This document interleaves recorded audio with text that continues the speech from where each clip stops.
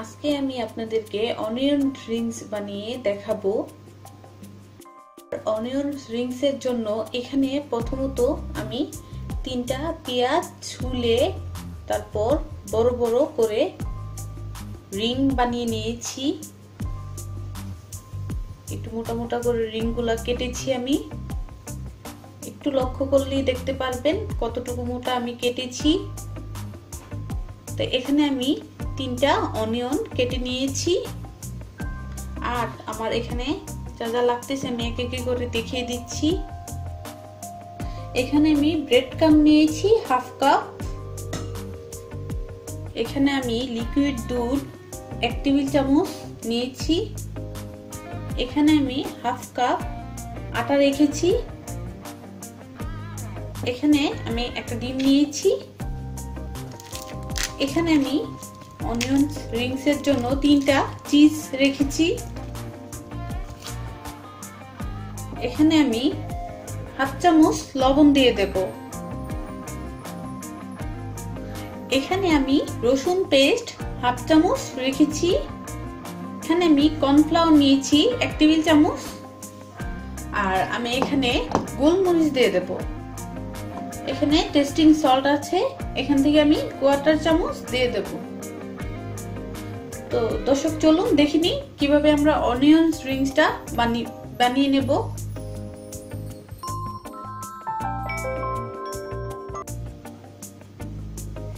আমি অনিয়ন রিংটা বানানোর জন্য প্রথমত একটা ডিম নিয়েছি। একটা কাঁটা চামচ দিয়ে ডিমটাকে একটু ফেটে নেব। এখানে যে রসুন পেস্টটা আছে সেটা দিয়ে দেব।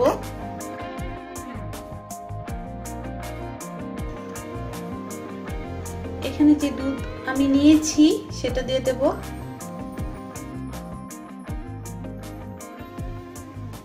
এখানে আমি 1/4 চামচ টেস্টিং সল্ট দিয়ে দিয়েছি। আর এখানে আমি হাফ চামচ পরিমাণ গোলমরিচ দিয়ে দেব। গোলমরিচটা আমি একটু ক্রাশ করে দেব। যাদের ক্রাশার নাই তারা পাটায় বেটেও নিতে পারেন।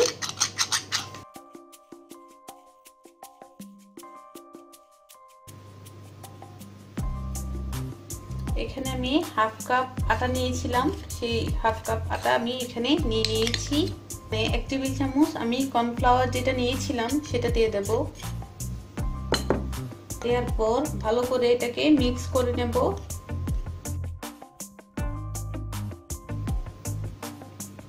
আমি আটাটার সাথে কর্নফ্লাওয়ারটা ভালো করে মিশিয়ে নিয়েছি। এখন এখানে লবণ দিয়ে আমি আরেকটু ভালো করে মিশিয়ে নেব।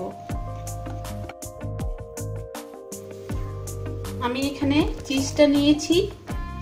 নেওয়ার পর একটা ছুরি দিয়ে এরকম করে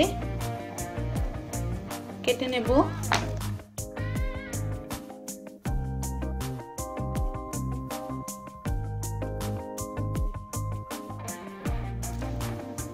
এখানে আমি অনিয়নটা নিয়েছি। নেওয়ার পর চিজটা অনিয়নের সাথে ভালো করে লাগিয়ে দেব।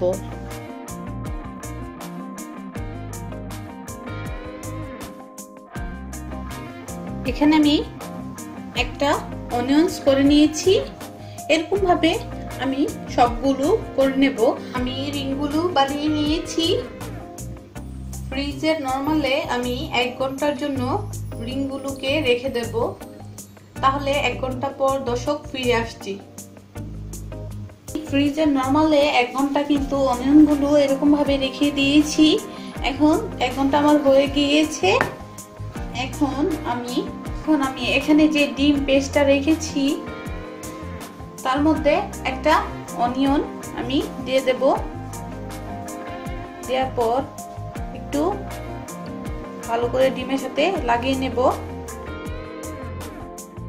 তারপর এখানে যে আমি আটা আর কর্নফ্লাওয়ার মিক্স করে রেখেছি তার মধ্যে অনিয়নটা দিয়ে দেব।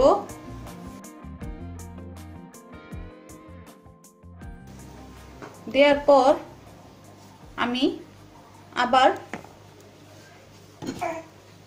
এখানে যে ডিম পেস্টটা রেখেছি তার মধ্যে আবার একটু চুবিয়ে নেব। তারপর এখানে যে ব্রেড ক্রাম্বটা আমি রেখেছি তার মধ্যে অনিয়নটা দিয়ে দেব। দেওয়ার পর অনিয়নটাকে ভালো করে ব্রেড ক্রাম্বের সাথে গড়িয়ে নিতে হবে, যেন চতুর্দিক দিয়ে ব্রেড ক্রাম্বটা সুন্দরভাবে লেগে যায়। এই যে একটা আমি এখানে করে নিয়েছি।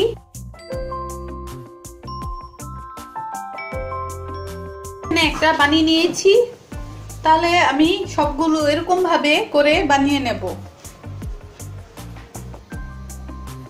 আমি অনিয়নগুলো সবগুলো এরকম করে কিন্তু বানিয়ে নিয়েছি।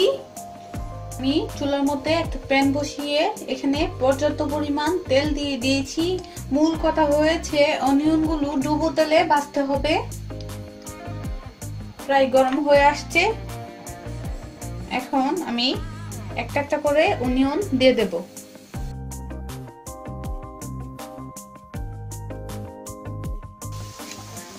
দিয়ে দিয়েছি, এখন একটু নাড়াচাড়া দিয়ে দেব। আর চুলার আঁচটা কিন্তু মিডিয়াম থাকবে। উল্টে পাল্টিয়ে দেব যেন সুন্দর করে ভাজাটা সুন্দর হয়।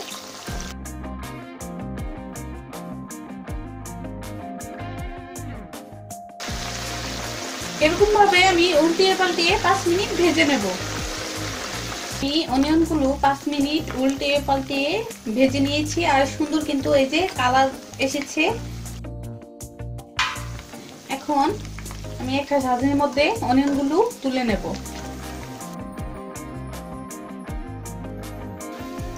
আমি একটা ঝাঁঝরির মধ্যে তুলে নিয়েছি। এখন আমি কড়াইয়ের মধ্যে এরকম ভাবে একটু রাখবো যে এক্সট্রা তেলটা আছে যেন কড়াইয়ের মধ্যে চলে যায়। দর্শক, তাহলে তৈরি হয়ে গিয়েছে আমাদের অনিয়ন রিংস। আমি একটা রিংস আপনাদেরকে ভেঙে দেখাবো কতটা ক্রিস্পি হয়েছে।